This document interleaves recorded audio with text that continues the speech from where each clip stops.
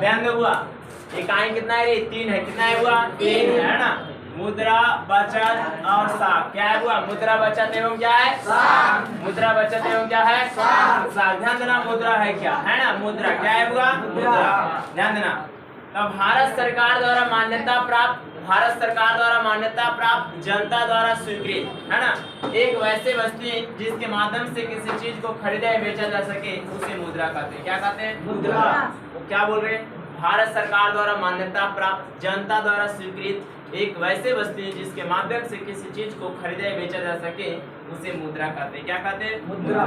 एक आता है बचत, क्या आता है हुआ बचत है ना, किसी व्यक्ति द्वारा प्राप्त किया गया आय, किसी व्यक्ति द्वारा प्राप्त किया गया आय और व्यय के बाद, किसके बाद हुआ व्यय के बाद बचा राशि क्या कहलाता है बचत। समझना, किसी व्यक्ति द्वारा प्राप्त किया गया आय, आय क्या है एक, तो किसी व्यक्ति द्वारा शारीरिक या मानसिक रूप से किया गया कार्य, कार्य के बदले मिला पैसा आय कहलाता है। तो किसी व्यक्ति द्वारा प्राप्त किया गया आय और व्यय के बाद, किसके बाद व्यय, व्यय मतलब होता है खर्च, खर्च के बाद जो पैसा बचता है उसे क्या कहेंगे, बचत कहेंगे। क्या कहेंगे, बचत। एक आता है साख, क्या आता है साख, जिस व्यक्ति पर जितना अधिक विश्वास होता है उसे क्या कहते हैं साख, जिस व्यक्ति पर जितना अधिक विश्वास होता है उसे क्या कहते हैं साख कहते हैं, है ना।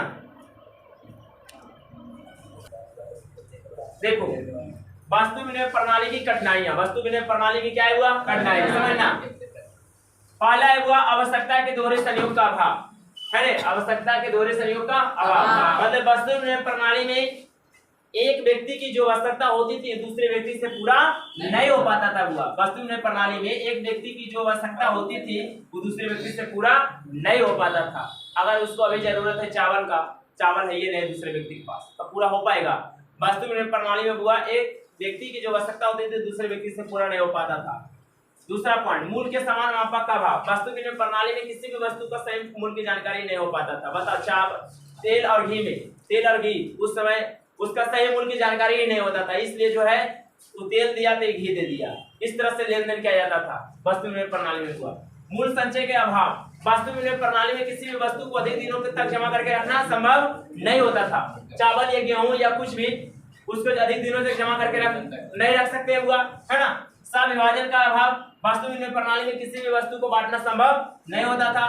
पांचवा पॉइंट, भविष्य के भुगतान की कठिनाई हुआ, वस्तु विनिमय प्रणाली में किसी भी व्यक्ति को किसी भी प्रकार की वस्तु उधार पर देना संभव नहीं होता था। वस्तु विनिमय प्रणाली में किसी भी व्यक्ति को किसी भी प्रकार की वस्तु उधार पर देना संभव नहीं होता था।